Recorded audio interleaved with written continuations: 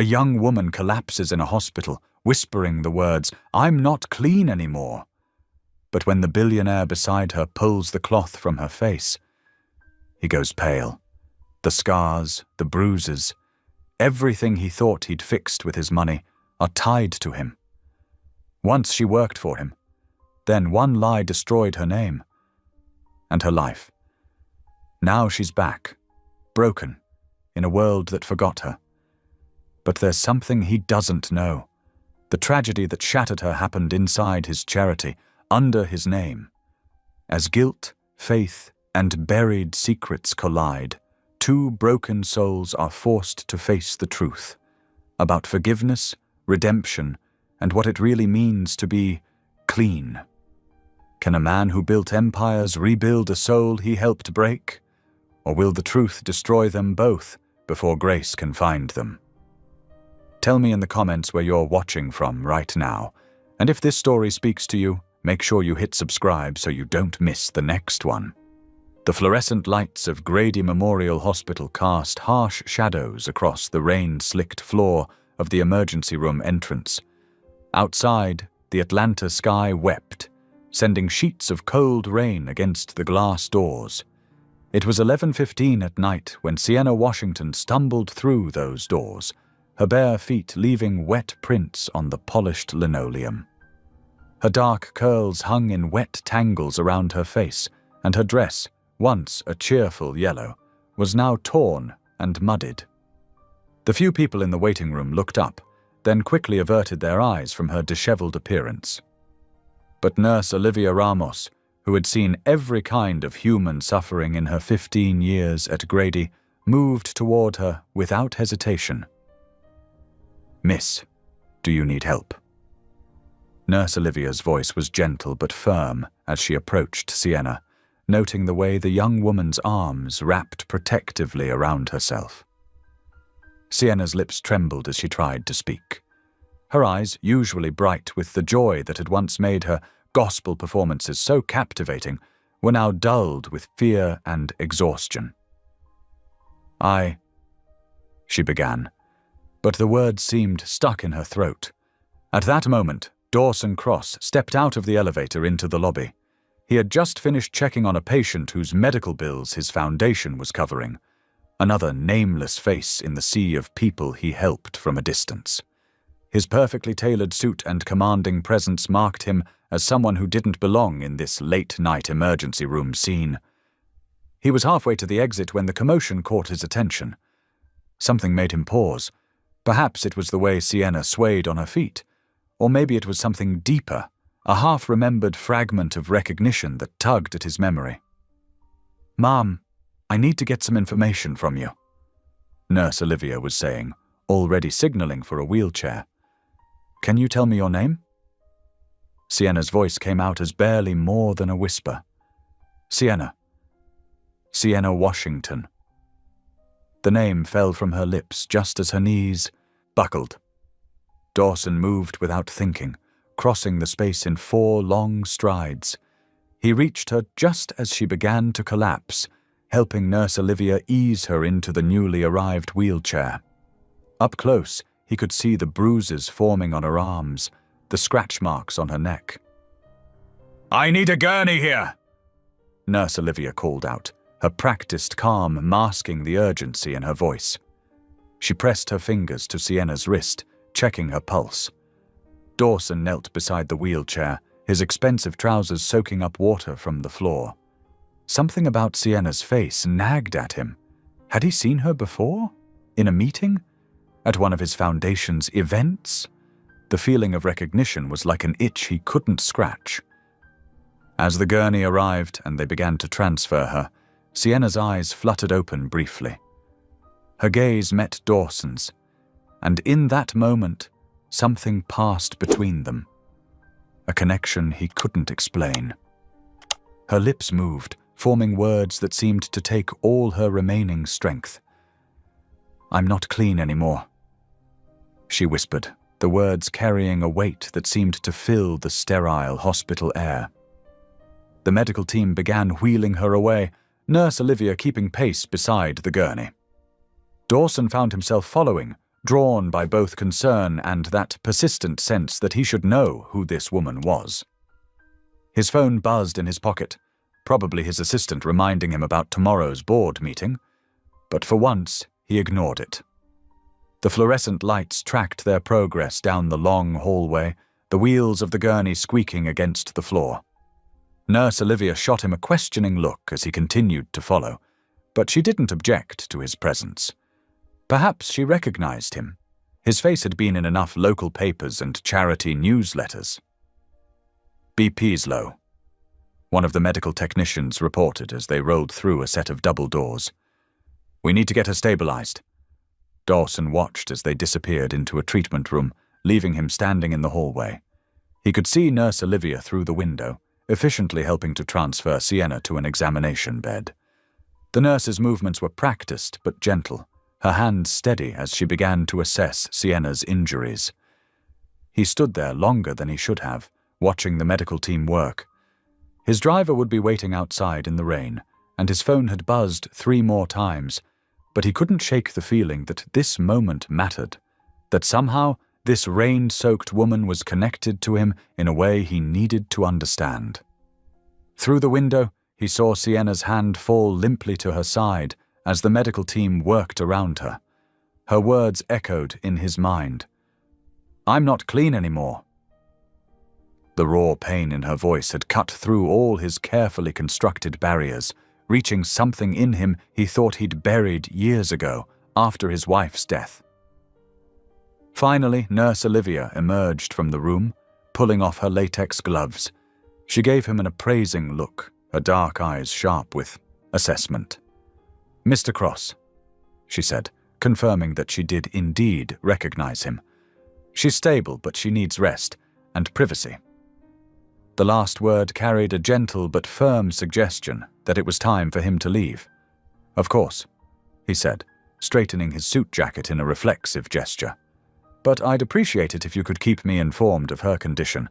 My foundation might be able to help with any expenses." Nurse Olivia's expression softened slightly. "That's kind of you, Mr. Cross, but right now, what she needs most is time to heal." Dawson nodded, taking one last look through the window at Sienna's still form.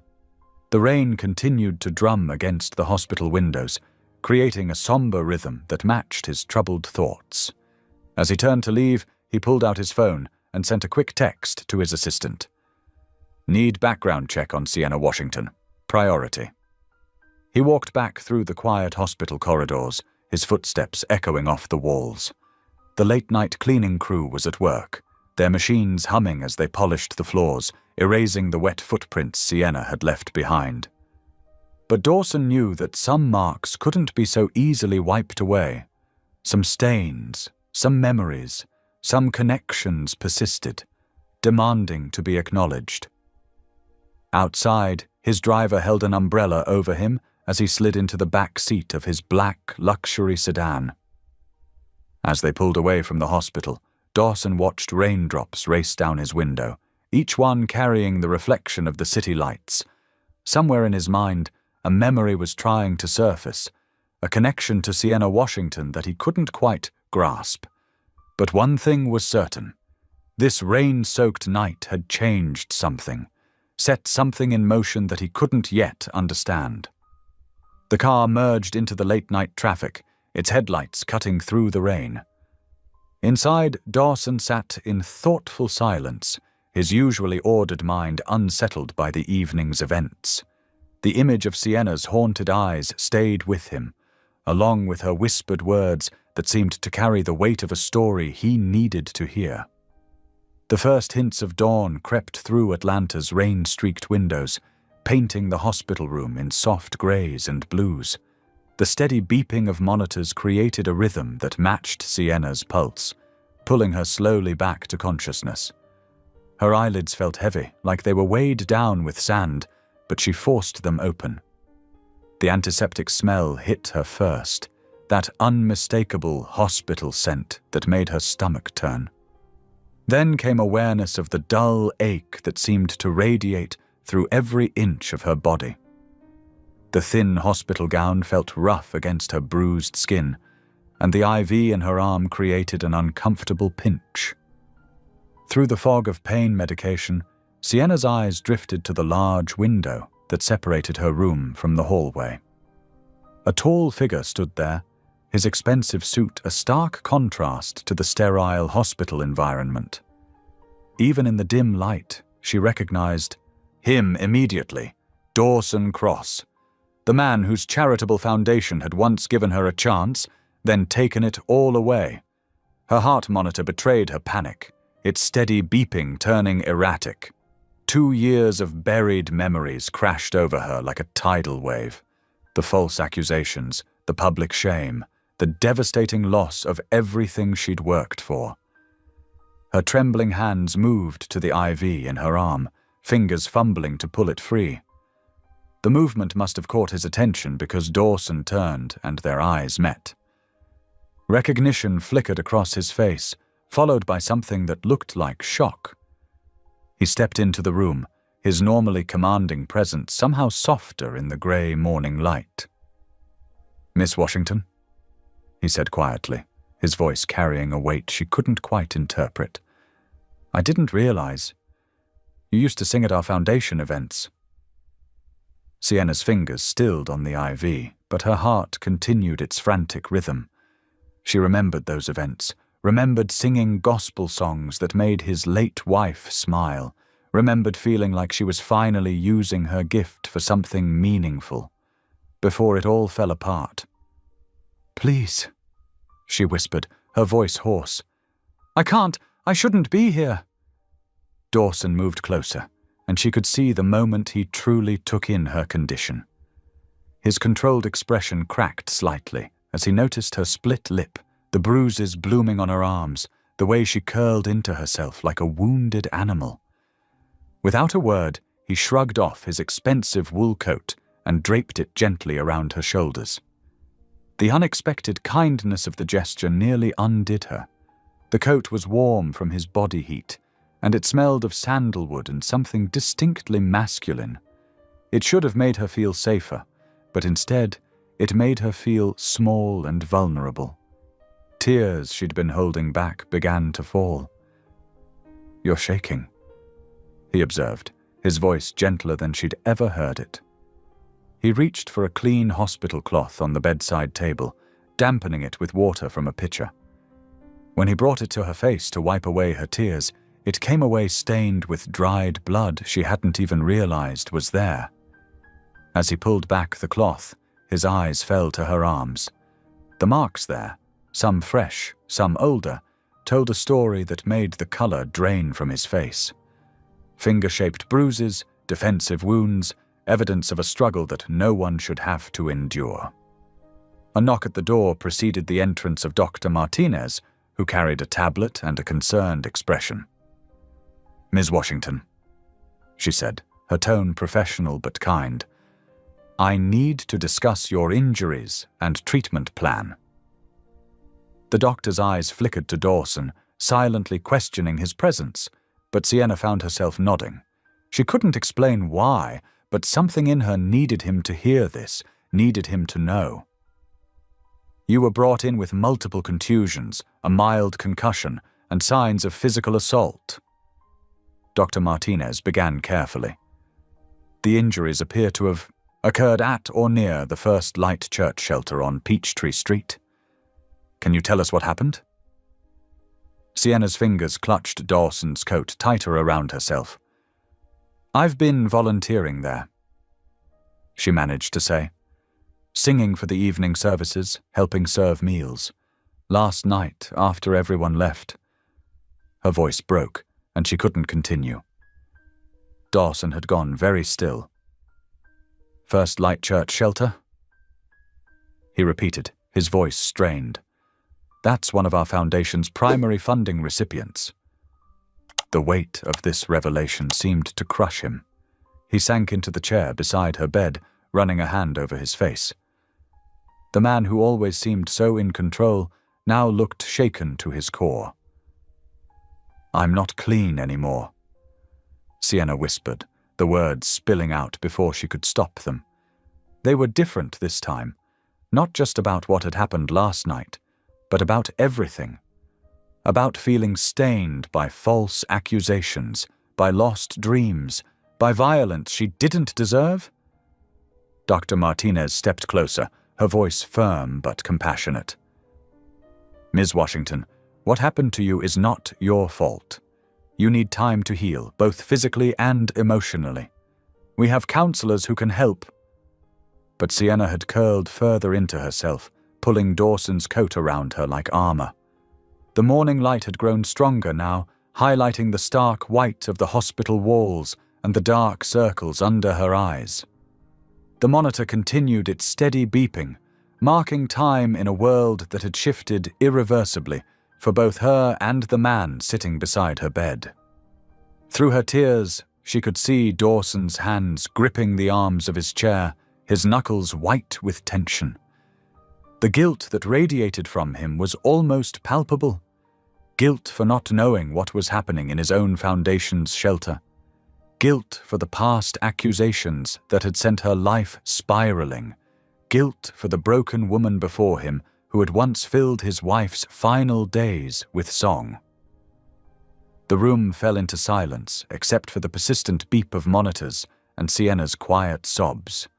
Outside, Atlanta was waking up to a new day, but inside this hospital room, time seemed suspended in a moment of shared pain and recognition, a moment that would change both their lives in ways neither could yet imagine. The morning sun struggled through Atlanta's lingering clouds as Dawson paced the hospital corridor. He hadn't slept, his mind replaying the previous night's revelations like a torturous film reel.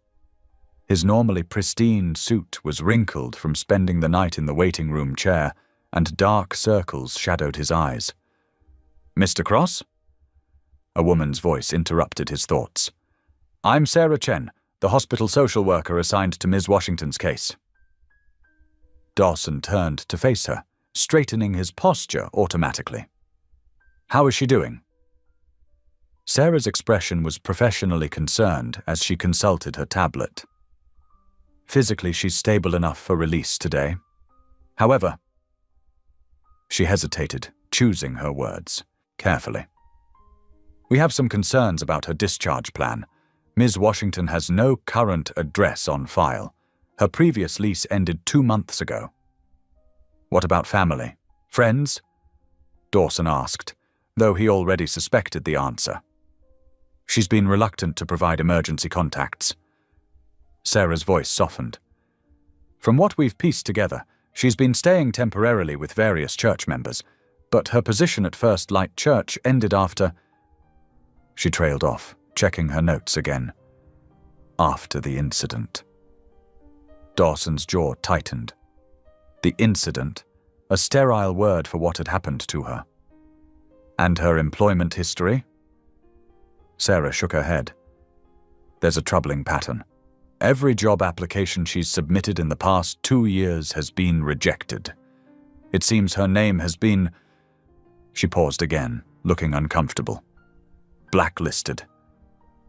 Dawson finished, the word tasting bitter in his mouth. He knew exactly why. The theft accusation from his own foundation had spread through Atlanta's tight-knit charitable community like wildfire. An accusation he had never questioned, too consumed with his own grief over his wife's recent passing to look deeper. "Mr. Cross, without stable housing and support, her recovery could be compromised," Sarah said, "both physically and emotionally." Dawson rubbed his temple, an idea forming. "I have a property," he said slowly. "A guest cottage on my lake estate, about 40 minutes outside the city. It's private, secure, fully furnished." Sarah's professional mask slipped slightly, showing surprise. "That's very generous, but Ms. Washington would need to agree, and given your history—" "I know." Dawson straightened his tie, a nervous habit. "Let me speak with her." The walk to Sienna's room felt longer than it had the night before. Through the window, he could see her sitting up in bed, staring out at the clearing sky. She looked small against the white hospital sheets, but there was still a dignity in her posture that touched him. He knocked softly before entering. Sienna turned, and he saw her body tense slightly, a reaction that made his guilt deepen. "Good morning," he said, keeping his voice gentle. "How are you feeling?" "Better." Her voice was quiet but steady. "The doctor says I can leave today." Dawson moved closer, careful to maintain a respectful distance.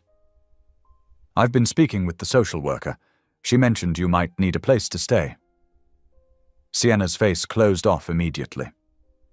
"I'll figure something out. I don't need your pity, Mr. Cross." "It's not pity," he said quickly, then paused, gathering his thoughts. "It's atonement, maybe. I've been carrying something for 2 years that I need to say." He met her eyes directly. "I never questioned the accusation against you, never looked into it personally. I was grieving Claire, drowning in foundation paperwork, and I just accepted what I was told. That was wrong of me." The honesty in his voice seemed to catch her off guard. She studied his face, searching for any sign of deception. "I have a guest cottage," he continued carefully, "on my lake property outside the city. It's private, peaceful, just trees and water and quiet. You could stay there, recover properly. No strings attached." "Why?" The question was barely a whisper. "Because it's the right thing to do, because you deserve a safe place to heal, and because maybe—" He swallowed hard. "Maybe we both need a chance at redemption." Sienna looked back out of the window, where the last of the storm clouds were breaking up. Several long moments passed before she spoke again.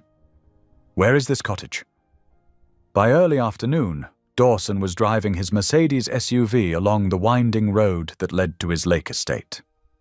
Sienna sat quietly in the passenger seat, holding a small bag containing the few belongings the hospital had salvaged. The standard-issue sweats they'd given her seemed to swallow her frame. As they curved around the last bend, the lake came into view, a vast expanse of blue water surrounded by towering pine trees. Sienna's breath caught audibly at the sight. The cottage sat slightly apart from the main house, a charming structure of stone and wood with a wraparound porch. Dawson parked in front and came around to open Sienna's door, careful not to crowd her as she stepped out. A gentle breeze carried the scent of pine needles and fresh water. For the first time since he'd seen her in the hospital, some of the tension seemed to leave Sienna's shoulders as she breathed in deeply. "The cottage has everything you might need," Dawson explained as he led her to the door. "Full kitchen, laundry, internet. The nearest neighbor is 1/2 mile away, but there's a security system, and my housekeeper, Mrs. Rodriguez, lives in the main house if you need anything." He unlocked the door and stepped back, allowing Sienna to enter first. The interior was cozy but elegant, comfortable furniture in soft blues and greens, large windows overlooking the lake, a stone fireplace ready with wood. Sienna moved slowly through the space, her fingers trailing along a smooth wooden table. She paused at the window, looking out at the peaceful water. "You can stay as long as you need," Dawson said quietly. "There's no pressure, no expectations. Just peace and quiet to heal." She turned to face him, and for a moment he saw a glimmer of something in her eyes. Not quite hope, but perhaps its precursor. The afternoon sun streaming through the windows caught the tears threatening to spill over.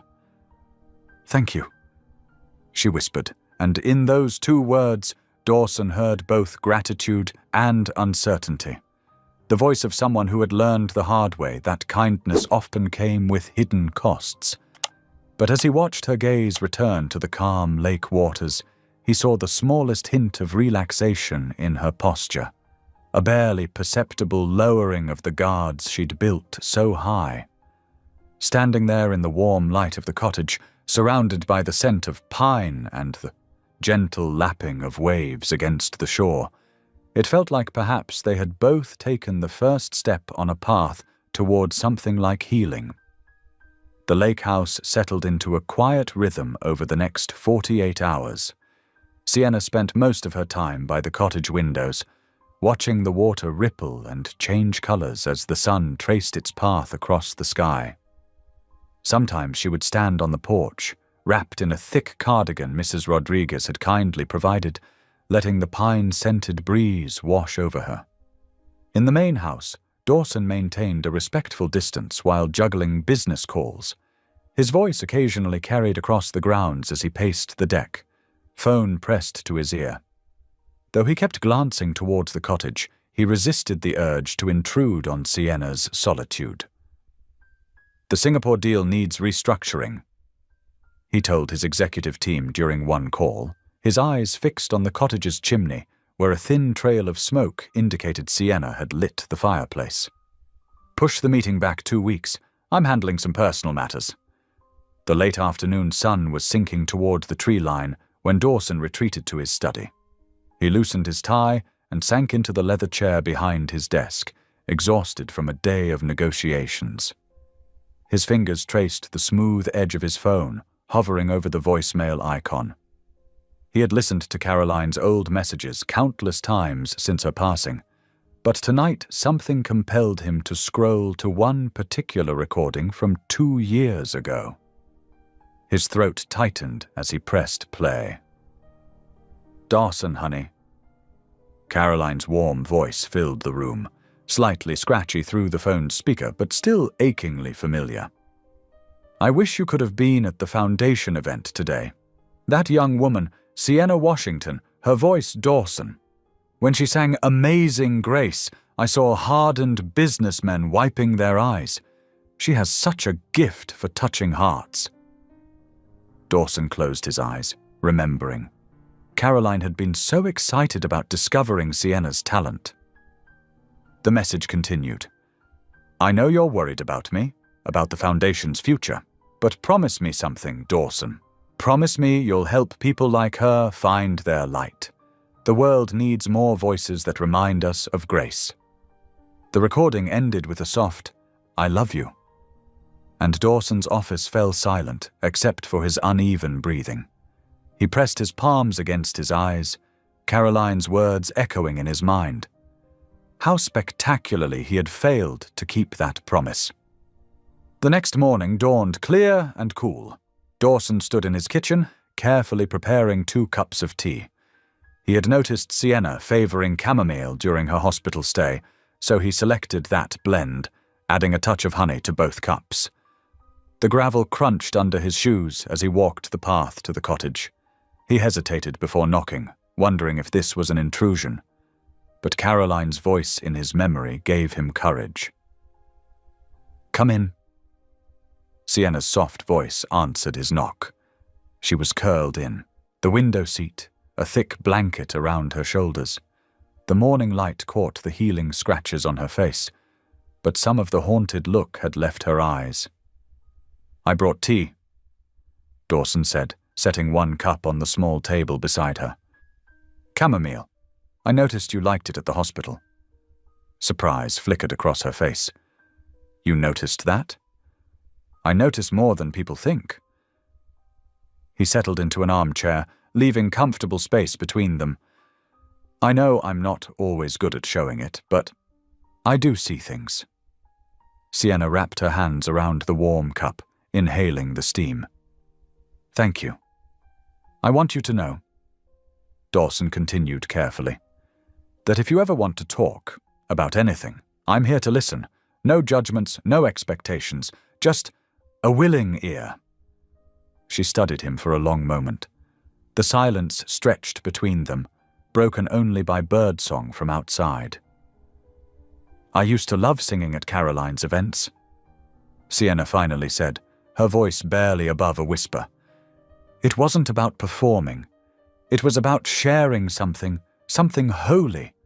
When I sang, I could feel God's presence so strongly. It made me believe I had a purpose." Dawson's hands tightened around his cup. Caroline loved your singing. She said you touched people's hearts. She was kind to me. Sienna's eyes grew distant. Even when everything fell apart, even when people were saying such terrible things about me, I held on to my faith. I kept thinking, God knows the truth. But then, her voice cracked. Then the doors just kept closing. No one would hire me. The church, they asked me to step down from the choir. My reputation was ruined, and I started wondering if maybe God had turned away too. I'm so sorry, Dawson said, the words feeling wholly inadequate.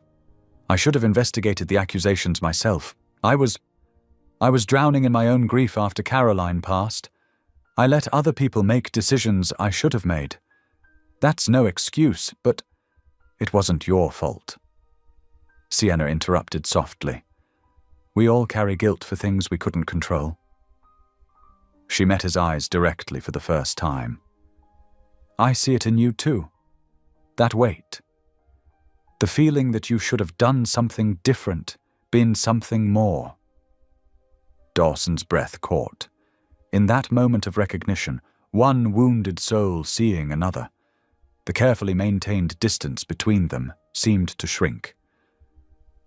Does it ever get easier? He asked, surprising himself with the vulnerability in his voice. I don't know, Sienna admitted. But maybe we're not supposed to carry it alone. They sat in companionable silence after that, sipping tea and watching the morning light dance across the lake. It wasn't healing, not yet, but it felt like the beginning of understanding. Two broken people, recognizing in each other the same desperate need for grace. The moment stretched, fragile but genuine, as the sun climbed higher and their tea grew cold.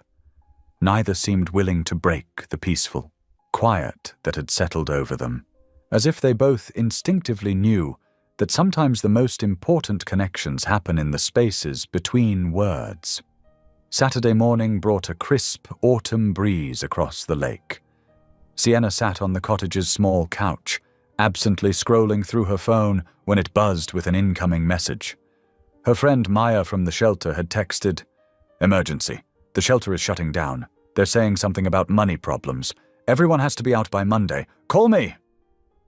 Sienna's hands trembled as she dialed Maya's number. The phone rang 3 times before her friend's worried voice came through. "Sienna, it's crazy here," Maya said, her voice tight with stress. "They showed up this morning with official papers, something about financial irregularities. Nobody's telling us anything real." "What about the residents?" Sienna asked, her heart aching for the women she'd worked with. "Where will they go?" "That's just it. They're being transferred to other shelters across the city." "But Sienna..." Maya lowered her voice. "Something feels wrong. Remember how you tried to report what happened to you? The paperwork's gone missing, all of it. And now this sudden shutdown?" Sienna's stomach knotted. "I'll call you back," she whispered, ending the call. She paced the cottage floor, memories of that terrible night flooding back. The shelter had been her sanctuary, a place where she thought she could rebuild her life after losing everything. Now it too was being taken away. Without thinking, she found herself walking up the gravel path to the main house. She needed answers, and only one person could provide them. Dawson was in his home office when she knocked. "Sienna." He looked up from his laptop, concerned. "What's wrong?" "The shelter is closing," she said, her voice steadier than she felt. "Did you know?" His expression shifted from confusion to shock. "What? No, that's impossible. My foundation is their primary donor." He turned to his computer, fingers flying across the keyboard. "Let me check something." Sienna watched as his face grew increasingly pale. "What is it?" "This doesn't make sense," he muttered, opening file after file. "These numbers, they don't add up. The Foundation's quarterly reports show regular payments, but the shelter's receiving accounts..." He sat back, running a hand through his hair. Someone's been diverting the funds. There's more, Sienna said quietly. The documentation about my attack. It's disappeared. Darson's head snapped up. What? All the paperwork, the incident reports, everything. Gone. She wrapped her arms around herself. Just like the evidence that would have cleared me of theft 2 years ago. Understanding dawned in Dawson's eyes. The board members, he said. They're covering something up, using my name, my foundation. His hands clenched into fists. They're burying what happened to you to protect the foundation's reputation, to protect me. Sienna felt a strange calm settle over her. All this time, I thought I was alone in my disgrace, but it was bigger than me, wasn't it? How many other women have they silenced? I'll fix this, Dawson said, standing abruptly. I'll launch an investigation, replace the board, whatever it takes. No, Sienna said softly. This isn't something you can fix with money or power. She met his gaze steadily. The truth needs to come out. All of it. Even if it destroys your foundation's reputation. Even if it destroys you. Sienna, I've lived with shame for 2 years, Dawson. Shame that wasn't mine to carry. Her voice grew stronger. I won't let them bury this. Those women at the shelter, they deserve better. I deserve better. She turned and walked out, leaving him standing in his office. The sun was setting as she made her way back to the cottage, painting the lake in shades of orange and gold. On the small porch, Sienna watched the moon rise, a pale ghost in the darkening sky. For the first time in 2 years, she felt the stirring of something like hope. Or maybe it was just the courage to face whatever came next. She closed her eyes, words rising from some deep, long-buried place in her heart.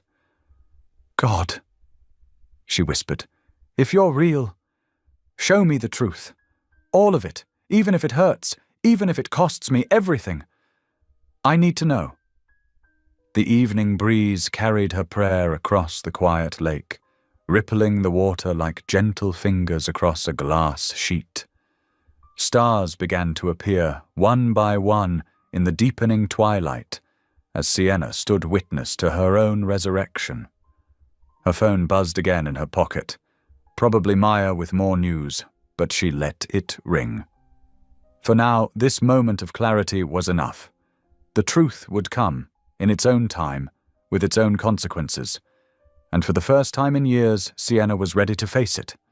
The moon climbed higher, casting silver light across the water.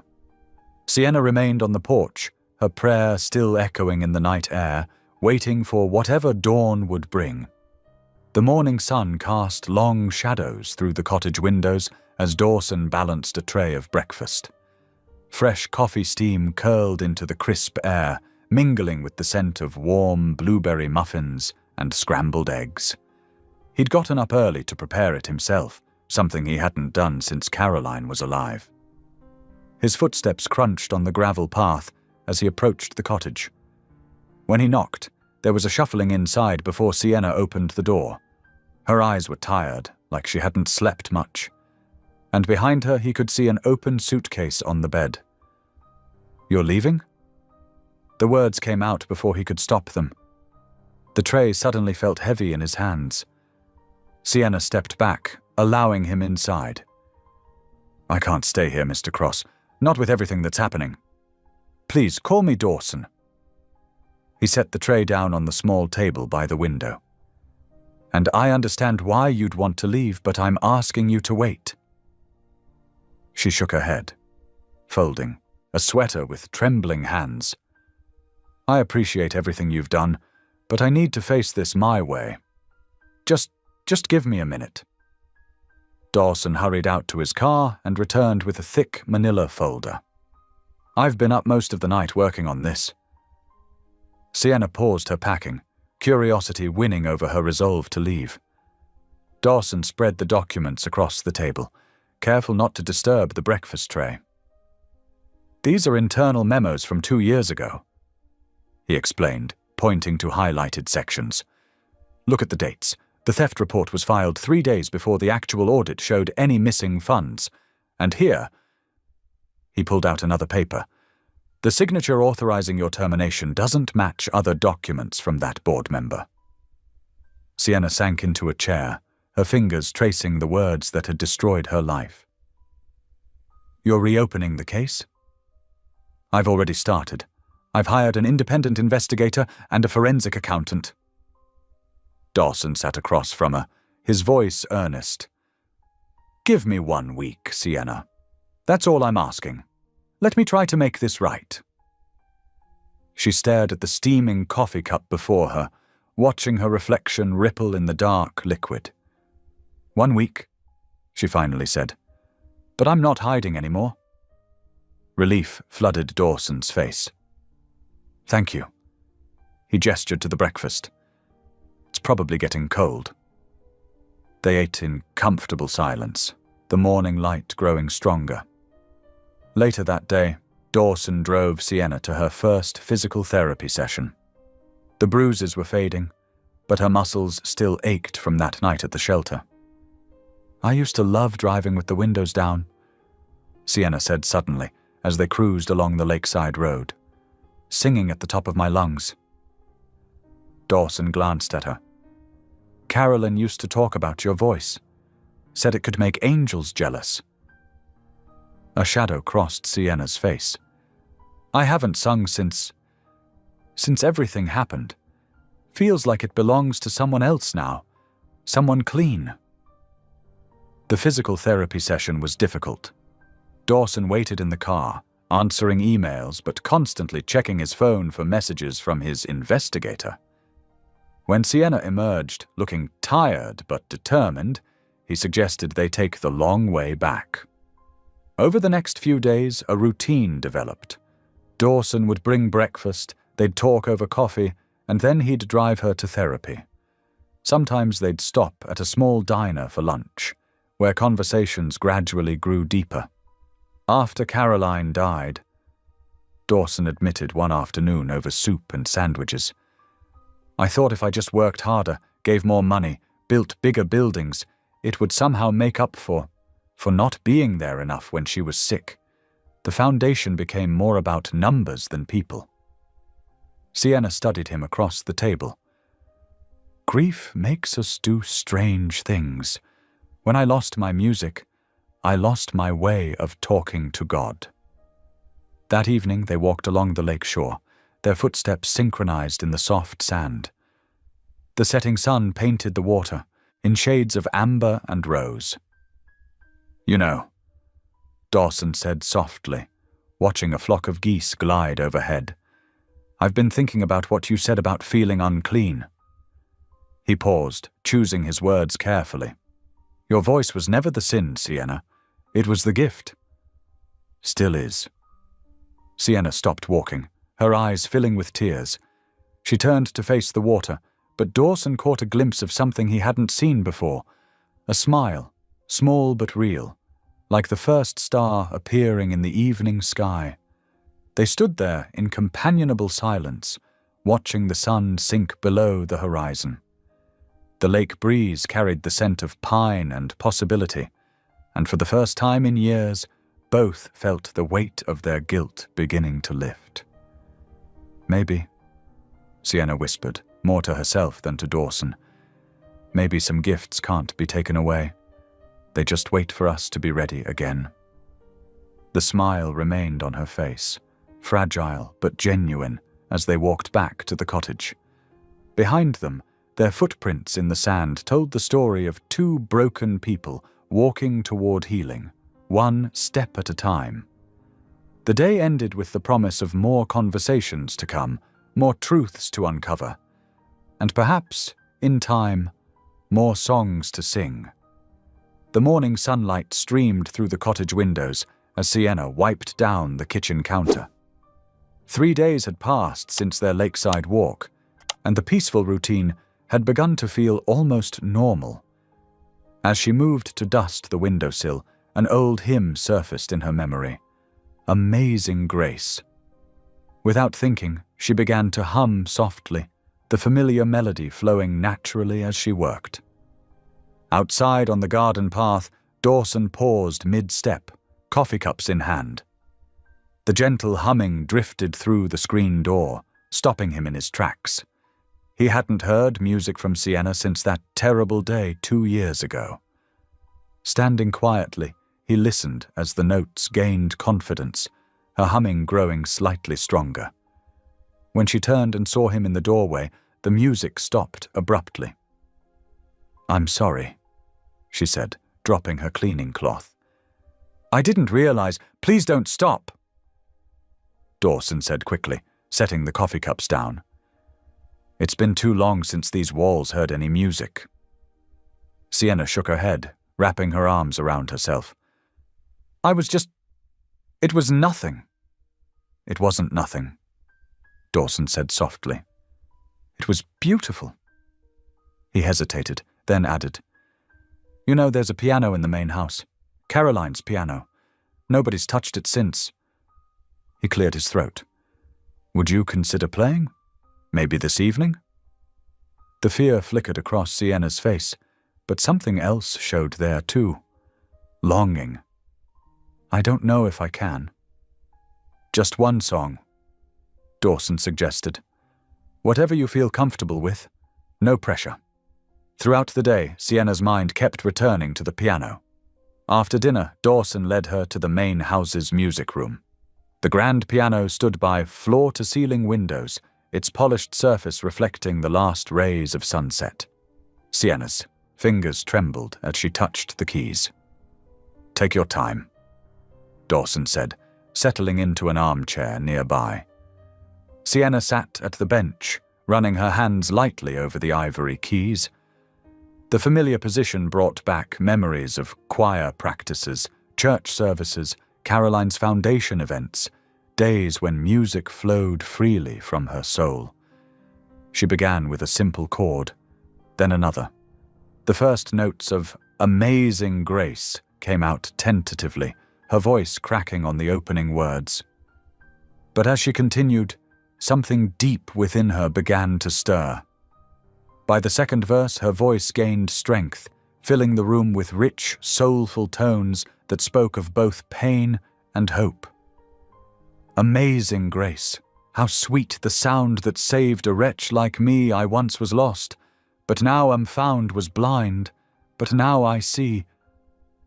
When she finished, the last note hung in the air like a prayer. Dawson sat motionless, tears glistening in his eyes. He clapped softly, the sound gentle but sincere. "Thank you," he whispered. That evening marked a turning point. The next day, Sienna found herself drawn back to the piano. Dawson would bring his laptop to the music room, working while she played. Sometimes he'd request a song, other times he'd just listen. Laughter began to punctuate their evenings, genuine, healing laughter that seemed to chase away the shadows. One night, as Dawson reviewed charity reports, Sienna glanced over his shoulder. "Wait," she said, pointing to a column of numbers. "Those donation amounts, they don't match what I remember from the events." Dawson frowned, pulling up more documents. "What do you mean?" "The Christmas gala 2 years ago," Sienna explained, leaning closer. "I remember the final tally because Caroline was so excited. It was much higher than what's recorded here." Something clicked in Dawson's mind. He began cross-referencing files, his expression growing more focused. The discrepancies, they're all from events where large cash donations were collected, events where certain board members had direct access to the funds. They worked late into the night, piecing together a pattern of manipulation that stretched back years. Sienna's memory of the events, combined with Dawson's access to the records, finally revealed the truth they'd been seeking. The next morning, Dawson arrived at the cottage early, his eyes bright with purpose. "I know how to fix this," he said, setting out fresh coffee.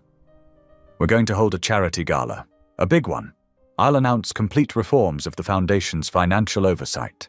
New board members, new procedures, everything transparent." Sienna nodded slowly, seeing the logic in his plan. "And," Dawson continued, his voice softening, "I want you to sing. Not just one song, I want you to be the featured performer." The coffee cup froze halfway to Sienna's lips. "Dawson, I can't. Those people, they all think—" "They'll know the truth by then," he assured her. "This is your chance to reclaim your voice, your reputation, everything that was taken from you." Sienna set down her cup, her hands shaking slightly. The thought of facing all those people, standing on stage again, made her stomach clench. But as she looked at Dawson's unwavering faith in her, something shifted inside. The seed of courage he'd planted began to take root. "When?" she asked finally. "2 weeks from now. Enough time to prepare, but soon enough to make an impact." Sienna took a deep breath, feeling the weight of the decision. The old fear whispered that she wasn't ready, wasn't worthy. But another voice, stronger and clearer, reminded her of how it felt to sing again, to let the music flow through her like a healing stream. "Okay," she said quietly. "I'll do it." Dawson's face lit up with a smile that reminded her of Caroline's, full of warmth and belief in the goodness that could emerge from darkness. They spent the rest of the morning planning the event, their shared purpose creating a bridge between past wounds and future healing. The piano in the music room would see many more hours of practice in the days to come, each note carrying Sienna closer to the person she used to be, or perhaps to someone stronger than she'd ever been before. Sienna stood in the dimly lit backstage area of the Grand Hyatt's ballroom, her heart pounding against her ribs. The borrowed dress from Caroline's wardrobe, a simple black gown with delicate beading, felt both comforting and overwhelming. Her fingers traced the soft fabric, wondering if Caroline's spirit somehow lingered in these threads. The murmur of the gathered crowd filtered through the heavy curtains. Wealthy donors, board members, and local media filled the elegant space beyond. Sienna closed her eyes, trying to steady her breathing. 2 years ago, she'd stood on similar stages with confidence. Now her hands wouldn't stop shaking. 5 minutes, a stage manager whispered, touching her elbow gently. Sienna nodded, unable to form words. Through a gap in the curtains, she could see Dawson approaching the podium. He looked dignified in his dark suit, but she noticed the slight tension in his shoulders. He was carrying his own weight tonight. The spotlights dimmed and a hush fell over the crowd. Dawson adjusted the microphone, his voice carrying clear and strong through the sound system. "Good evening," he began. "Many of you know me as the head of Cross Foundation. Tonight, I stand before you not just as a CEO, but as a man who lost his way." The crowd stirred, uncomfortable with this unexpected opening. 2 weeks ago, the St. Martha's Women's Shelter, a facility funded by our foundation, was forced to close its doors. The official story cited financial irregularities. The truth is far more troubling. Dawson paused, his gaze sweeping the room. "Through negligence and misplaced trust, I allowed corruption to take root in our organization. Board members embezzled funds meant to protect vulnerable women. When one brave soul tried to speak up, she was silenced, first through false accusations, then through violence." Gasps rippled through the audience. Several board members shifted uneasily in their seats. "I bear personal responsibility for what happened. By focusing on numbers instead of people, I failed to honor the mission my late wife Caroline believed in so deeply." His voice softened at Caroline's name. "Tonight marks a new beginning. We're implementing complete financial transparency, appointing new board members, and most importantly, restoring justice to someone who never deserved to fall." Sienna's heart climbed into her throat as Dawson turned toward the curtain. "Many of you remember her voice. It used to fill rooms like this with light and hope. Caroline once told me that when this woman sang, she could hear angels harmonizing. He smiled softly at the memory. Please welcome to the stage the voice that once carried light into my late wife's heart, Miss Sienna Washington. The spotlight swung toward the curtain as Sienna stepped out. The bright light felt like judgment, making her want to retreat. But then she caught Dawson's encouraging nod, and something inside her strengthened. She walked to the piano, her heels clicking softly on the hardwood stage. The keys gleamed under the lights, waiting. Sienna sat down, adjusted the microphone, and let her fingers rest on the familiar ivory. This song, she said quietly, is called Clean Again. The opening notes filled the space, gentle as rain. When she began to sing, her voice trembled on the first few words. Stains that won't wash away marks that time won't fade, standing in the pour of grace, still feeling afraid. But as she continued, strength flowed into her voice. The years of pain, shame, and silent prayers poured into each word. But your love keeps falling like mercy's sweet rain, till all that was broken is clean again.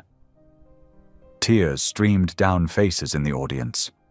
A reporter dabbed at her eyes while trying to keep her camera steady.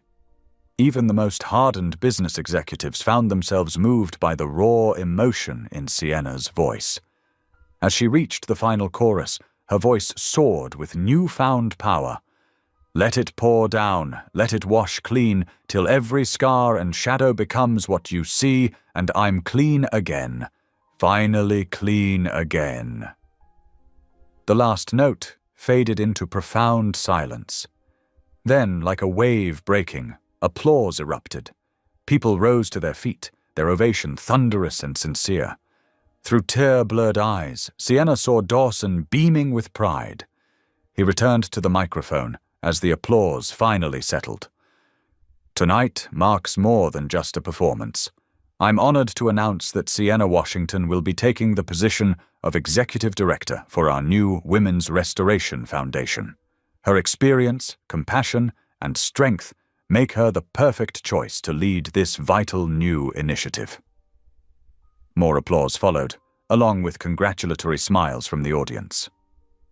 Sienna felt light-headed with joy and disbelief. After 2 years of closed doors and whispered accusations, here was restoration she never thought possible. The formal portion of the evening wound down, giving way to mingling and celebration. Well-wishers surrounded Sienna, offering congratulations and support.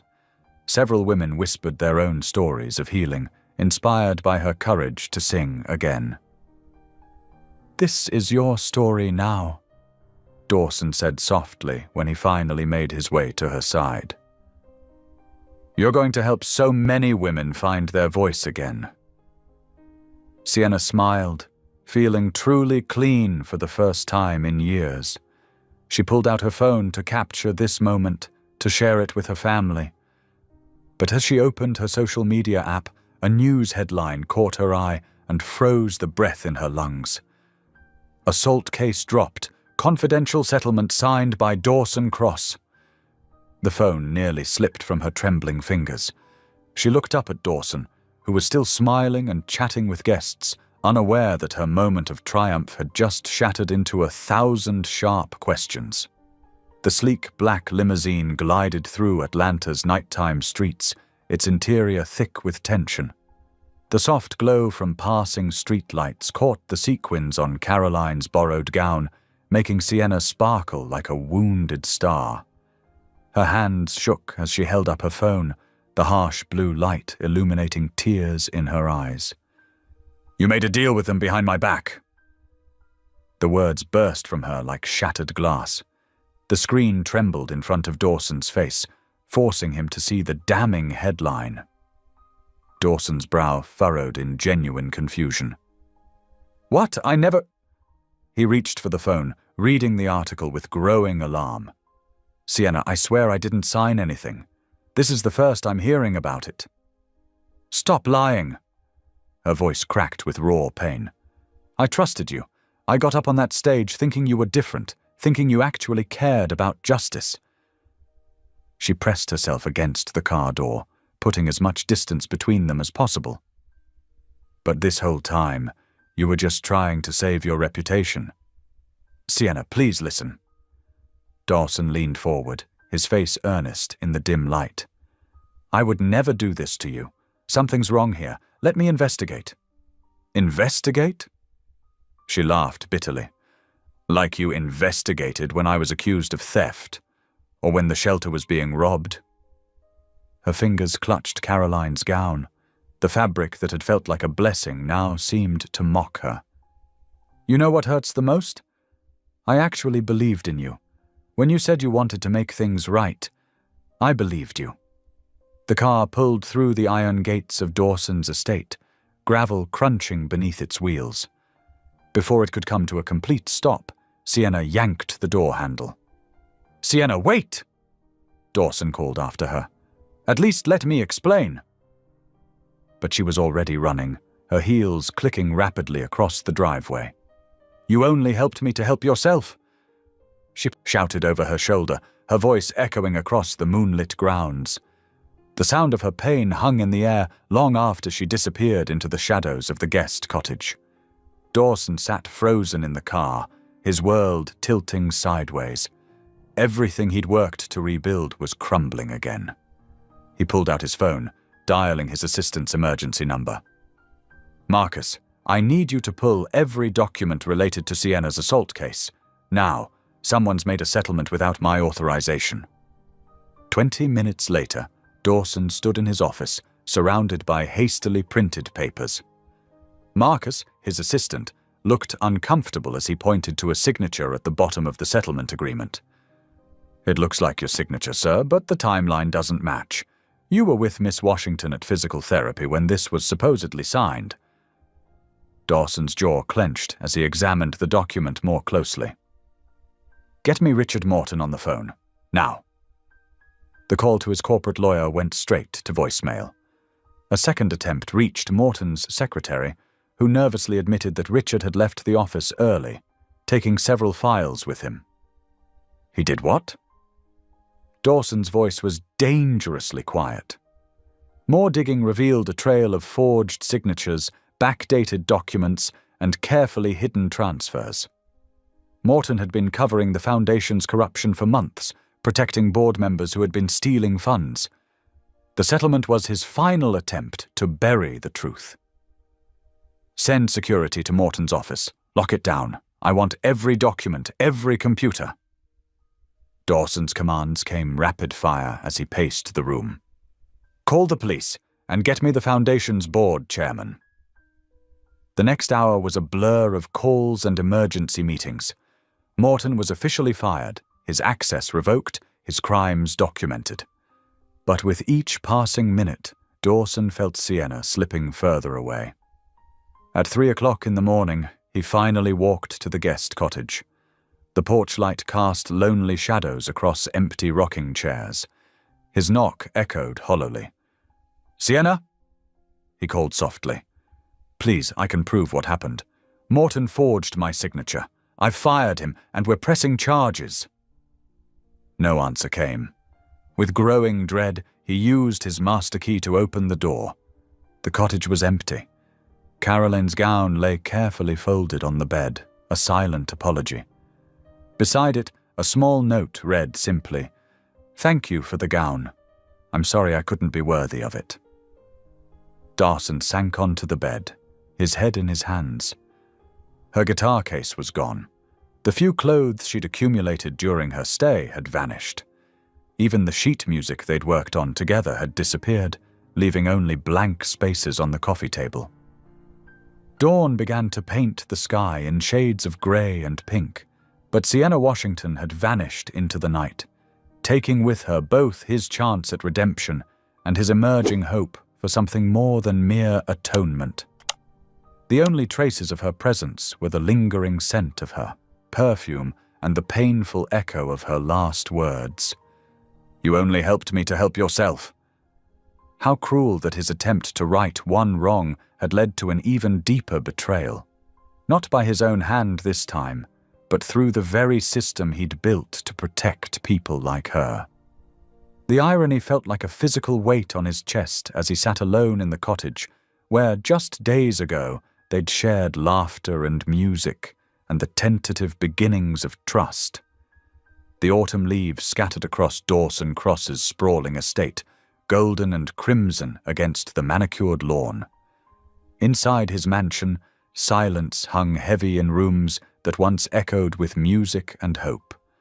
3 weeks had passed since Sienna's departure, and each day brought new headlines that tarnished the Cross family name. Cross Foundation mired in corruption scandal, screamed the Atlanta Journal-Constitution. Fraud at prestigious charity, board members resign, declared the Business Weekly. Dawson sat in his study, surrounded by stacks of financial records and legal documents. His phone buzzed constantly with calls from reporters, but he ignored them all. The investigation had revealed deeper corruption than anyone imagined.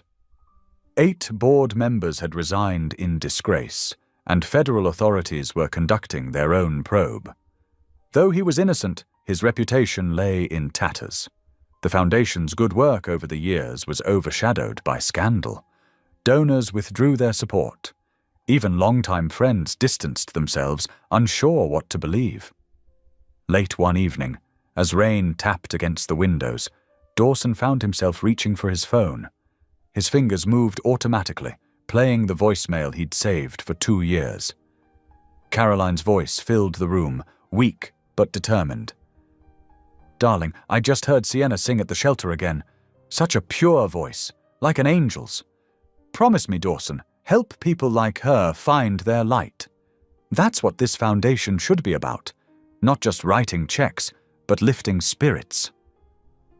He closed his eyes, letting the familiar words wash over him. "I love you." Caroline's message ended. "Don't forget what matters most." The irony wasn't lost on him. He'd tried to help Sienna, only to have everything fall apart. But as he sat there in the growing darkness, something shifted in his perspective. This wasn't about salvaging his reputation or proving his innocence. It was about making things right, truly right, for people like Sienna who had been hurt by the system he'd created. Across town, in a neighborhood where paint peeled from buildings and security bars covered windows, Sienna Washington unlocked the door to her rented room. The space was tiny, barely big enough for a bed, a chair, and her guitar case, but it was all she could afford on her meager earnings from the community center. She'd found work there 2 weeks ago, teaching basic music classes to children and seniors. The pay was minimal, but something about those eager faces helped ease her pain.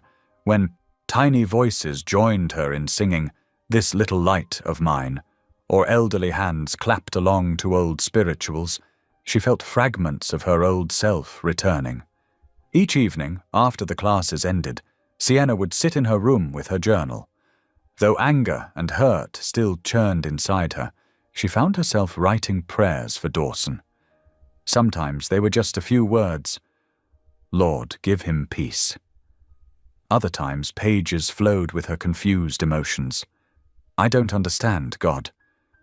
She wrote one night, "Why did you let me trust again, only to have it broken? But even now, I can't hate him. Help me understand."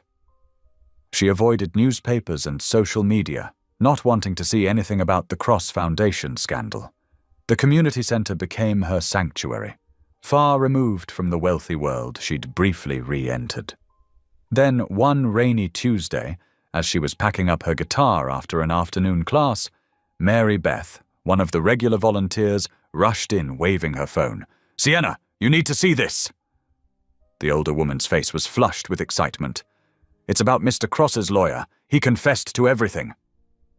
Sienna's hands froze on her guitar case. "What?" Mary Beth held out her phone, showing a news video. Richard Morton, Dawson's former lawyer, stood outside the federal courthouse, surrounded by reporters. His face was haggard as he admitted to forging Dawson's signature, to covering up the board's corruption, to arranging the unauthorized settlement about Sienna's assault. Mr. Cross knew nothing about these actions, Morton stated clearly. I betrayed his trust and the Foundation's principles. I accept full responsibility.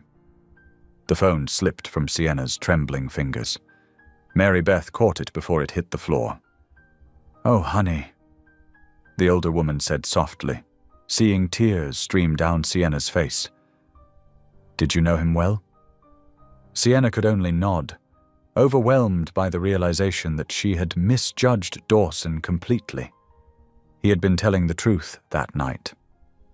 While she'd run away, believing the worst of him, he'd been fighting to expose the real corruption.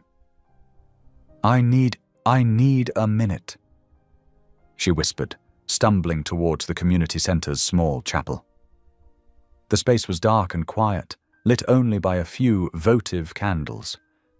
Sienna sank into a back pew, her tears falling freely now, all the prayers she'd written, all the hurt and confusion she'd poured out in her journal, they took on new meaning. I'm sorry, she whispered into the silence. I'm so sorry I didn't trust, didn't listen. Without conscious thought, she began to sing. It was an old hymn, one her grandmother had taught her. Amazing Grace. Her voice, though scratchy with tears, grew stronger with each verse. She sang about being lost and found, about grace teaching hearts to fear and fears relieved. A few people from the afternoon classes paused in the hallway, drawn by the sound. Mary Beth stood in the doorway, tissue in hand. But Sienna barely noticed them. This wasn't a performance. It was a prayer, a confession, an offering of her broken trust to be mended. When the final note faded, she remained seated, feeling both emptied and filled. It was the first time she'd sung in public since the gala, and somehow it felt like coming home, not to a place, but to herself. Later that night, in her small room, Sienna opened her journal again, but instead of prayers, she began to write a letter. Dear Dawson, I saw the news today. I know now that you were innocent, that you tried to tell me that night, and I wouldn't listen. My hurt and fear made me doubt you when you had done nothing but try to help. I don't know if you can forgive me for running away, for adding to your burden during this difficult time, but I want you to know that I'm praying for you, and I'm sorry. She stopped writing, tears blurring the words. Outside her window, a streetlight flickered, and somewhere in the distance, a church bell chimed the hour. In that moment, Sienna realized that true healing wasn't just about being made clean again. It was about learning to trust again, even after being broken. It was about offering forgiveness, even when it hurt. She turned back to her journal, adding one final line. The light you tried to help me find? Maybe it was inside us both all along, just waiting for grace to clear away the shadows. The autumn morning dawned clear and crisp as Dawson sat in his study, staring at his phone. After weeks of respecting Sienna's silence, he'd finally reached out to Pastor Marcus, who ran the church where she used to sing. The conversation had been brief but revelatory. She's been helping at the East Side Community Center, Marcus had told him. Leading a women's choir. Those ladies, many of them have stories like hers. They needed someone who understood, who could help them find their voice again. Now Dawson drove his Mercedes through unfamiliar streets, the gleaming luxury car looking out of place among the worn buildings and faded storefronts. The community center was a modest brick structure with peeling paint and a hand-painted sign announcing, "All are welcome here." He parked across the street, his heart pounding as he reached into his briefcase. The folded cloth he pulled out was white now, carefully laundered, but he could still remember the stark crimson stains from that first night at the hospital. He'd kept it all these weeks, a reminder of his failure and his promise. As he approached the building, voices drifted through the open windows. Dawson stopped, recognizing the melody of Amazing Grace. But it wasn't just one voice. It was a chorus of women, their harmonies raw and real, and leading them was Sienna. He slipped quietly through the front door, following the music to a large room filled with wooden chairs. About 20 women of various ages sat in a loose circle, their faces lifted as they sang. Sienna stood in the center, her hands moving gently to guide them. Her voice was different now, not the polished performance he remembered from foundation events. This was softer, steadier, carrying an authenticity that brought tears to his eyes. She wore simple jeans and a faded sweater, her hair pulled back in a practical braid, but she glowed with a quiet confidence he'd never seen before. Amazing grace! How sweet the sound that saved a wretch like me! The words filled the room, each woman adding her own story to the ancient hymn. Some voices cracked with emotion, others soared with newfound strength, but together they created something beautiful and healing. Dawson stayed at the back, partially hidden by a support column. He watched as Sienna moved among the singers, touching a shoulder here, offering an encouraging smile there. This was where she belonged, not on some grand stage, but here among the broken, helping them find their way back to wholeness. The final notes faded into reverent silence. Women wiped tears, hugged each other, gathered their belongings. Sienna spoke quietly with each one as they left, and Dawson could see the bonds of trust and understanding between them. Finally, only Sienna remained, gathering sheet music from a rickety piano. Dawson stepped forward, his footsteps echoing in the empty room. She turned, and for a moment they just looked at each other, all the pain and misunderstanding of the past weeks hanging between them. "Your voice," he said softly. "It's stronger now." Sienna's hands tightened on the papers she held. Not stronger, just more honest, maybe. Dawson moved closer, holding out the folded cloth. "I kept this," he said, his voice rough with emotion, "because I thought I could make you clean again, but I was wrong." She stared at the cloth, recognition flickering in her eyes. "The hospital?" "Yes." He swallowed hard. "I thought if I could just fix everything, clear your name, restore your position, make all the wrong things right, then you'd be whole again. But that's not how healing works, is it?" Tears filled Sienna's eyes as she reached for the cloth. Her fingers brushed his as she took it, and neither pulled away immediately. "You never stopped caring," she whispered, realization dawning in her voice. "How could I?" Dawson's words were barely audible. "Carolyn saw something in you, something pure and true. I was too blind to see it then, too caught up in systems and solutions. But watching you here today..." He gestured to the empty chairs, still holding the energy of the women who'd filled them. "This is real healing, not something that can be bought or managed, something that only grace can bring."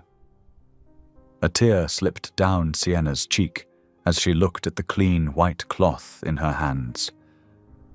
"I thought you'd betrayed me," she admitted. "When I saw that headline about the settlement, I let my old wounds tell me lies about you. I would never..." Dawson started, then stopped himself. "No, I understand why you believed it. I represented everything that had hurt you before. I'm so sorry, Sienna, not just for what happened 2 years ago, but for thinking I could somehow purchase your redemption." She smiled through her tears. "Maybe we were both learning the same lesson. That healing doesn't come from outside, not from money or status, or even other people's forgiveness. It comes from grace," they said together, and something shifted in the space between them, like a wall crumbling or a window opening to let in light. The empty community hall held a sacred stillness as Dawson and Sienna moved to sit in 2 of the worn wooden chairs. Afternoon sunlight filtered through the stained glass windows, casting pools of amber, crimson, and sapphire across the scuffed floor. The colors danced around them like silent witnesses to this moment of truth. Dawson's shoulders hunched forward as he gathered his thoughts. The polished businessman facade had crumbled, leaving just a man trying to make things right. "I need to tell you everything," he said, his voice quiet but steady. "About the settlement, about what really happened." Sienna sat perfectly still, her hands folded in her lap, the cleaned hospital cloth resting between them like a bridge across their shared past. She didn't speak, but her eyes held his, giving him space to continue. "My corporate lawyer, Marcus Bennett, forged my signature on that settlement," Dawson began, the words tumbling out like stones he'd been carrying too long. He was protecting himself. He'd been helping the board members embezzle funds from the foundation for years. When you were attacked at the shelter. His voice caught. They saw an opportunity to bury everything. They thought if they could discredit you again, no one would look deeper. Sunlight shifted across the floor as clouds passed outside. Sienna's breath came out in a soft whisper. "How did you find out?" "My assistant found irregularities in the paperwork. Documents I supposedly signed when I was actually across town at the hospital with you." Dawson's hands clenched into fists. "The moment I discovered it, I fired Bennett. He's facing criminal charges now, along with half the board." He turned to face her fully, his eyes filled with remorse. "But that's not the worst part. When I started digging, I found out they were the same ones who accused you of theft 2 years ago. They needed a scapegoat when money started disappearing, and you—" He shook his head. "You were an easy target. Young, trusting, no powerful connections to protect you." Sienna closed her eyes, absorbing this truth she'd suspected but never known for certain. "All this time," she murmured, "I thought I must have done something wrong, that maybe I'd missed some sign, made some mistake." "No," Dawson said firmly. "The mistake was mine. I was so caught up in running the foundation like a business that I forgot its heart. Caroline." His voice softened at his late wife's name. "She always said charity without love is just accounting. I didn't understand what she meant until now." A shaft of colored light fell across Sienna's face as she opened her eyes again. "Tell me about her," she said gently. "About Caroline. I only knew her from the events, but she always made me feel seen."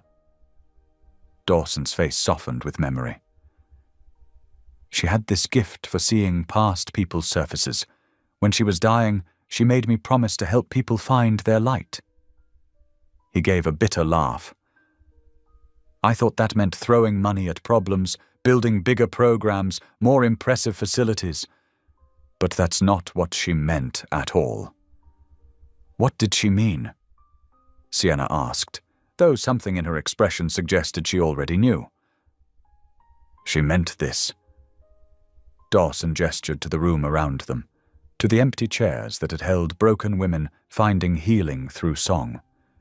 Real connection, real healing. You can't buy grace. You can only create space for it to work. Sienna nodded slowly. "That's what I've learned here. These women don't need someone to save them. They need someone to walk beside them while they save themselves." "I was so arrogant," Dawson admitted, his voice rough with emotion. "I thought I could fix everything with money and influence. Clear your name, restore your position, make it all go away. But real healing doesn't work like that, does it?" "No," Sienna said softly. "It doesn't." They sat in companionable silence for a moment, watching the colored light shift and dance around them. Then, slowly, deliberately, Sienna reached out and placed her hand over his. The touch was gentle but firm, a bridge across years of misunderstanding. "You didn't ruin me, Dawson," she whispered, her voice carrying the weight of hard-won wisdom. "I let the world tell me I was ruined, but I'm still here, The simple statement hung in the air between them, dissolving the last remnants of the wall that had separated them. Dawson turned his hand beneath hers, their fingers intertwining naturally, like two parts of a whole finally finding their way back together. "These women," Sienna continued, gesturing to the empty chairs. "They come here thinking they're broken beyond repair, but every time they raise their voices together, every time they share their stories," she smiled, "they discover they're stronger than they knew." Dawson watched her face as she spoke, seeing the passion that lit her from within. This wasn't the polished performer from his foundation galas, nor the broken woman from the hospital. This was someone new, someone who had walked through fire and emerged transformed. "We could rebuild the shelter," he said suddenly. "Not under my name. That's not what it needs, but under a new name, one that speaks to second chances and new beginnings." Sienna's eyes widened. "You'd do that, even after everything that happened?" "Especially after everything that happened." Dawson squeezed her hand gently. "But this time, we do it right. No corporate board, no fancy galas. Just real. People helping real people find their way back to wholeness." The sunlight seemed to brighten around them as Sienna nodded slowly. "A place where grace can work," she said softly, echoing his earlier words. "A place where voices can be found again." Dawson added, thinking of the powerful harmony he'd witnessed earlier. They sat together in the growing quiet, their joined hands a testament to the healing power of truth and forgiveness. Through the stained glass windows, the afternoon light painted them in colors of hope: amber for new beginnings, crimson for restored passion, sapphire for the depth of understanding they'd finally reached. In that moment, both understood that their journey wasn't about fixing what was broken, but about creating space for something new to grow from the ashes of the old. It wasn't about erasing the past, but about transforming it into something beautiful and true. The late summer breeze carried the scent of fresh paint through the open windows of what would soon become the House of Grace. Dawson Cross stood in the doorway of the former warehouse, watching as volunteers scrubbed windows and assembled donated furniture. The deed to his downtown office building had been signed over just 3 weeks ago, and already the transformation was remarkable. "The delivery truck's here with more beds," Sienna called from the loading dock, clipboard in hand. Her voice carried authority now, confidence returning with each passing day. She wore faded jeans and a paint-splattered t-shirt, her hair tied back in a practical bandana. Gone was the haunted look in her eyes, replaced by purposeful determination. Dawson hurried to help direct the unloading. "Where do you want these?" he asked, rolling up his sleeves. The expensive watch he once wore had been replaced by a simple rubber band, better suited for manual labor. "Second floor, rooms 12 through 15, Sienna replied, checking her list. She paused to help a former shelter resident arrange pillows on a freshly made bed. "Looking good, Maria. You've got a real talent for this." Maria beamed at the praise. Like many of the new staff members, she had once been homeless herself. Now she earned a living wage helping others find their way back. The shelter's new hiring policy had been Sienna's idea, giving jobs to women who understood the journey firsthand. "Remember when this place was just empty concrete?" Dawson mused as they carried boxes upstairs. The industrial space had been transformed with warm colors and comfortable furnishings. Local artists had donated paintings, and quilting groups had supplied handmade blankets for every bed. Sienna smiled, running her hand along a freshly painted wall in soft sage green. "It's amazing what a little hope can do." "And a lot of elbow grease," Dawson added with a chuckle, wiping sweat from his brow. They had deliberately kept his involvement quiet. No press releases, no grand announcements about the billionaire's latest charitable venture. Instead, word spread organically through church groups and community organizations. Donations came in small but steady amounts, furniture from local thrift stores, supplies from neighborhood businesses, volunteer hours from countless helping hands. Pastor Elaine Brooks visited regularly, offering guidance and spiritual support. Today she stood in what would become the shelter's chapel, arranging hymnals in the pews.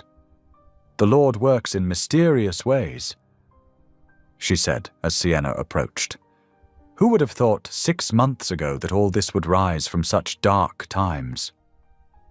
Sienna nodded, remembering the night she'd stumbled into the hospital, broken and afraid. "I still can't believe how far we've come." "That's because you weren't walking alone," Pastor Elaine said wisely. "None of us are meant to carry our burdens by ourselves." She straightened up, fixing Sienna with her characteristic direct gaze. "Which reminds me, we're having a dedication service next Sunday. The congregation would be blessed to hear you sing." Sienna's hand flew instinctively to her throat. Though she'd been leading informal singing sessions with the shelter's residents, she hadn't performed in public since the ill-fated gala. "I don't know." "You do know," Pastor Elaine said firmly. "That voice of yours isn't just for private use, it's a gift meant to be shared." From across the room, Dawson watched the exchange with quiet interest. He'd learned to step back, to let Sienna find her own way forward. His role now was support, not rescue. The next few days passed in a blur of activity. Furniture was arranged, kitchen equipment installed, security systems tested. Every detail had been carefully planned with the residents' safety and dignity in mind. The shelter would offer not just beds, but job training, counseling, and most importantly, community. On Saturday evening, Dawson found Sienna in the chapel, sitting alone at the piano. Her fingers moved silently over the keys as she mouthed the words to an old hymn. "Nervous about tomorrow?" he asked softly. She nodded. "What if I'm not ready? What if my voice isn't strong enough?" "Your voice has always been strong enough," Dawson said, sitting beside her. "Even when you whispered, it carried truth." Sienna turned to face him, eyes bright with unshed tears. "I keep thinking about that night at the hospital. How lost I felt, how unclean." She took a deep breath. "But standing here now, seeing all this, it's like everything that was broken is being rebuilt into something better." "That's what grace does," Dawson replied. "It doesn't just restore, it transforms." They sat together in comfortable silence as evening light filtered through the chapel's simple windows. Tomorrow would bring its own challenges, but tonight they could rest in the knowledge that they had created something genuine and good. The dedication service dawned clear and bright. Community members filled the chapel to capacity, their excited chatter falling silent as Pastor Elaine stepped to the podium.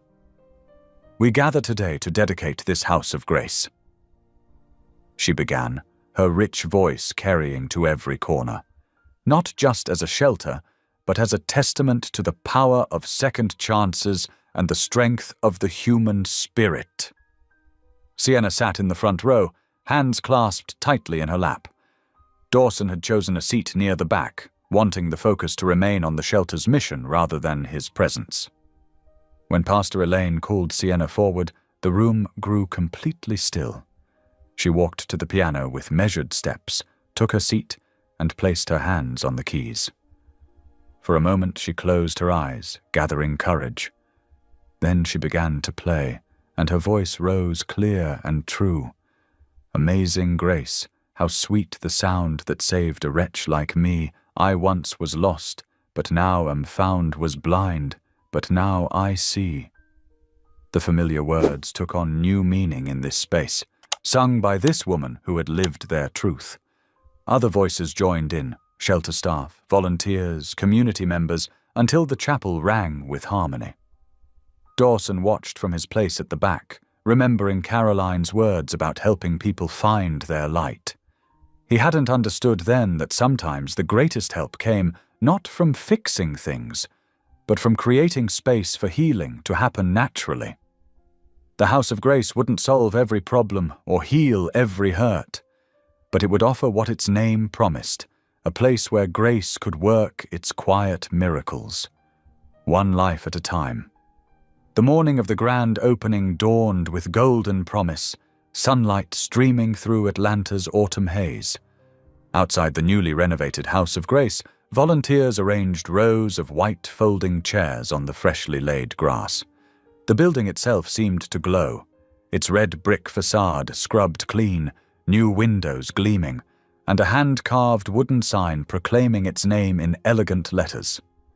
Sienna arrived early, her guitar case clutched tight against her side. She paused at the entrance, remembering how different things had been just months ago when this place lay abandoned and dark. Now, fresh paint brightened the walls, and vases of wildflowers decorated every windowsill.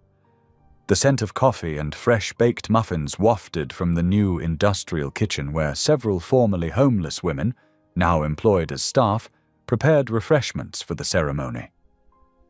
"Everything looks perfect," came a quiet voice behind her. Dawson stood there, dressed not in his usual business suit, but in simple khakis and a blue button-down shirt. He looked more human this way, more like the man who had sat with her through long evenings of healing and hope. "I can hardly believe it's real," Sienna replied, running her hand along the smooth wooden banister they'd installed last week. "When I think about that night at the shelter—" "Don't," Dawson said gently. "Today isn't about what happened then. It's about what happens next." By 10 o'clock, the grounds were filling with people.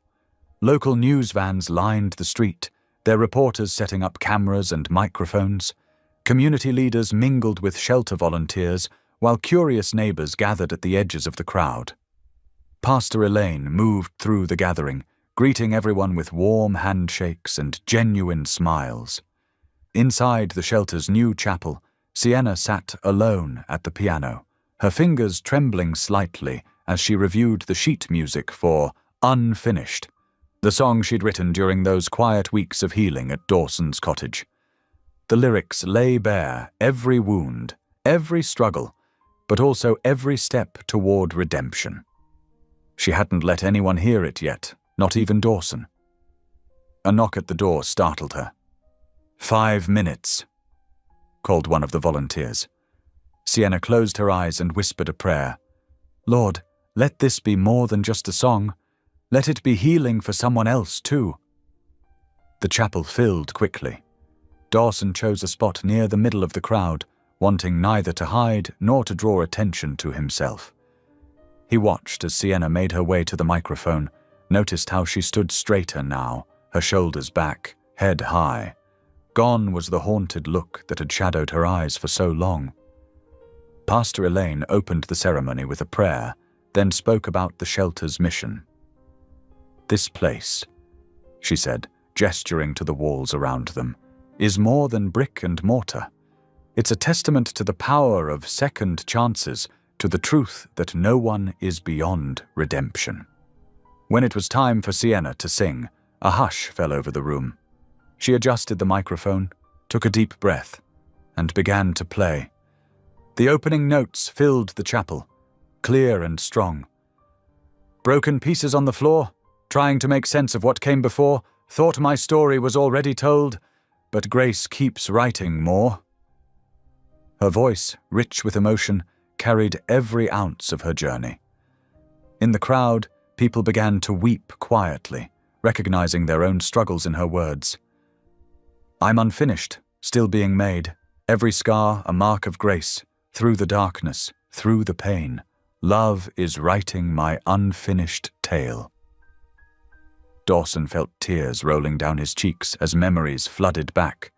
Sienna collapsed in the hospital hallway, her whispered words about being unclean, the long nights of healing at the cottage. Now here she stood, transformed not by his wealth or power, but by something far more profound. The second verse spoke of shame transformed to strength, of wounds becoming wisdom. Sienna's voice soared to the rafters, no longer trembling but triumphant. Standing in the light at last, no more hiding from my past, every broken road that led me here, making peace with who I am, held by grace's gentle hands, finding beauty in the unfinished years. As she sang the final chorus, other voices began joining in, tentatively at first, then with growing confidence. The harmony swelled, filling every corner of the chapel with hope. When the last note faded, there was a moment of complete silence. Then, as if moved by a single impulse, the audience rose to their feet. The applause was thunderous, echoing off the walls and seeming to shake the very foundation of the building. Camera flashes sparkled through tears as reporters captured the moment. Sienna stood at the microphone, her own tears flowing freely now. She looked out at the crowd, at the shelter residents who had become family, at the volunteers who had worked alongside her, at Dawson standing quietly in their midst, and saw in their faces the same truth she had finally come to accept. That sometimes the most beautiful stories are the ones still being written.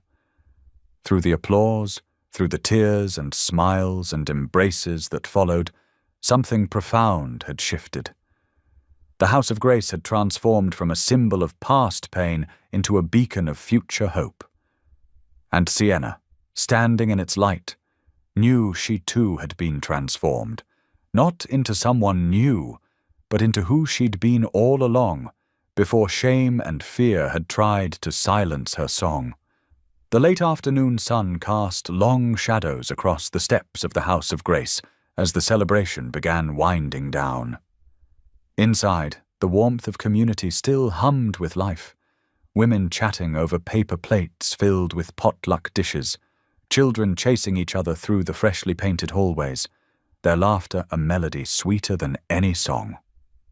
Sienna sat on the concrete steps, her formal dress gathered carefully around her knees. The day's emotions had left her exhausted, but filled with a deep, settled peace. She watched as volunteers helped clean up streamers and balloons, their movements unhurried and content. Dawson emerged from the building, loosening his tie as he stepped into the golden evening light. He carried 2 paper cups of punch, offering one to Sienna as he lowered himself to sit beside her. They sat in comfortable silence, watching the sun paint the sky in strokes of pink and orange. From inside, the sounds of life drifted out. Dishes clinking, children giggling, women sharing stories in low, warm tones. Each noise was like a note in the symphony of healing that had begun here. "You know," Sienna said softly, turning the paper cup in her hands, "I keep thinking about Caroline today." She glanced at Dawson, gauging his reaction. His face softened at the mention of his late wife's name. The grief was still there, but it had mellowed into something gentler, more like gratitude for the time they'd had. "I think Caroline would have loved this," Sienna continued, gesturing to the building behind them. "All of it, the music, the laughter, the second chances." Dawson smiled, and for a moment he looked younger, unburdened. "She already does," he said simply. He reached into his jacket and pulled out something carefully wrapped in tissue paper. Sienna watched as he unfolded it with reverent hands. It was the cloth from the hospital, the one that had come away stained with her blood, that first night. But now it was different. Someone had carefully cleaned it, and it had been professionally framed in a simple wooden shadow box. The cloth itself was pristine white again, though faint traces of what it had witnessed remained, telling its story of transformation. "This belongs here," Dawson said, his voice thick with emotion. He held it out to her. "It's a reminder that nothing and no one is beyond restoration." Sienna took the frame, her fingers tracing the glass. She remembered that night in vivid detail, the pain, the shame, the feeling of being irreparably soiled. But now she saw something different in the cloth's carefully preserved folds, a testament to healing. Standing slowly, she walked to the entrance. Above the door was an empty space that seemed to have been waiting for just this moment. With Dawson's help, she hung the frame carefully, positioning it so the last rays of sunlight caught the white fabric, making it glow. No one who walks through these doors will ever be called unclean again, Sienna declared softly, her voice carrying the weight of promise. They stepped back to look at it together. The frame caught the light perfectly, transforming what had once been a symbol of shame into a beacon of hope. Below it, the shelter's new name, House of Grace, seemed to take on deeper meaning. As twilight deepened into dusk, the first stars began to appear. A cool breeze carried the scent of blooming jasmine from the newly planted garden. Sienna found herself humming the melody of Unfinished, the song still fresh in her heart. Dawson listened for a moment, then surprised her by joining in. His voice was decidedly off-key, but his smile was genuine and warm. Sienna couldn't help but laugh, not at him, but with him, and the sound of their shared joy echoed off the building's walls, mixing with the evening air. Inside, someone started playing the piano, another resident finding her voice again. Children's footsteps pattered down hallways that had been designed not just for safety, but for joy. Women's voices lifted in conversation, and occasional bursts of laughter, each sound a testament to lives being rebuilt.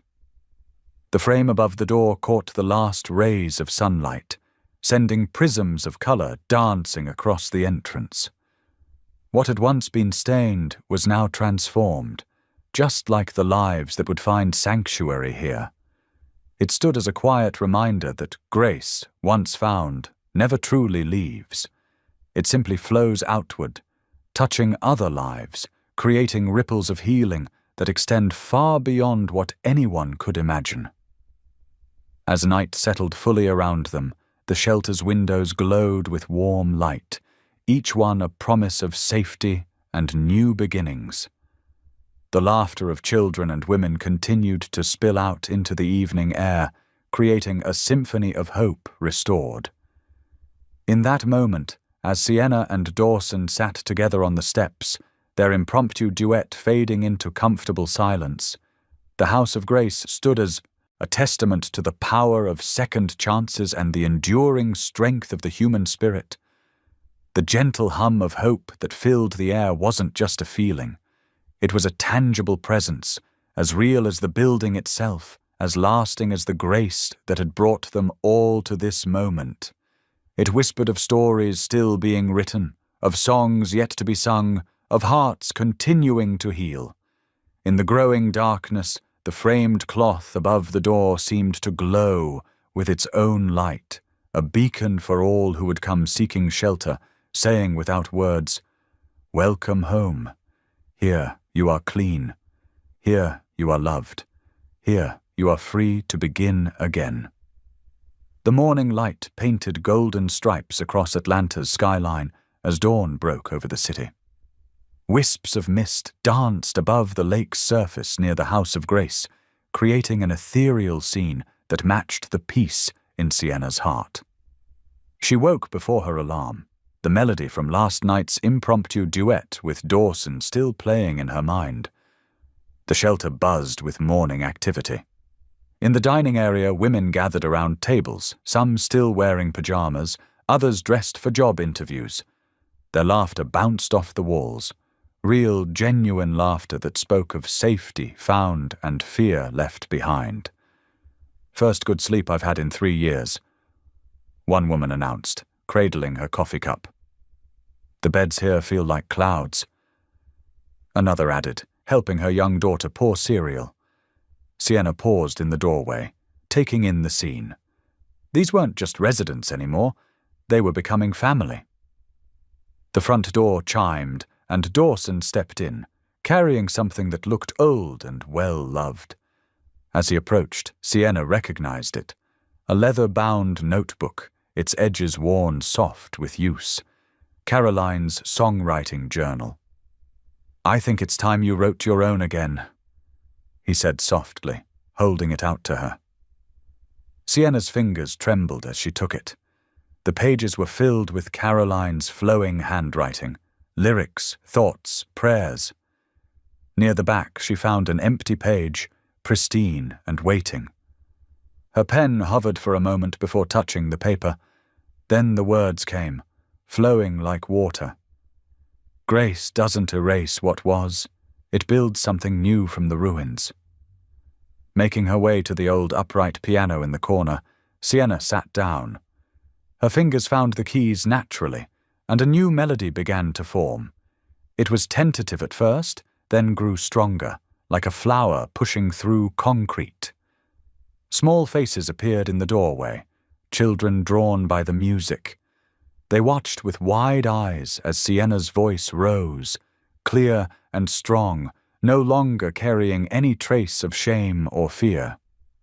Dawson stood behind her, and in that moment, he wasn't the billionaire who'd lost his way, or the man who'd tried to fix everything with money. He was simply someone who'd found his own redemption in helping others find theirs. The morning sun streamed through the windows, warming the room filled with the aroma of fresh coffee and toast. Women paused, in their conversations to listen, some swaying gently to the music. The shelter itself seemed to breathe with new life, each note of Sienna's song adding another thread to the tapestry of healing being woven within its walls. As the final note resonated through the room, Sienna turned her face toward the window, letting the bright sunlight wash over her features. The storm that had brought her to Grady Memorial that night had given way to something beautiful, a song of restoration, ready to be heard. Thank you for being here. If something in this story stayed with you, I'd love to see you again. Subscribe, and tomorrow I'll bring you another story crafted with heart.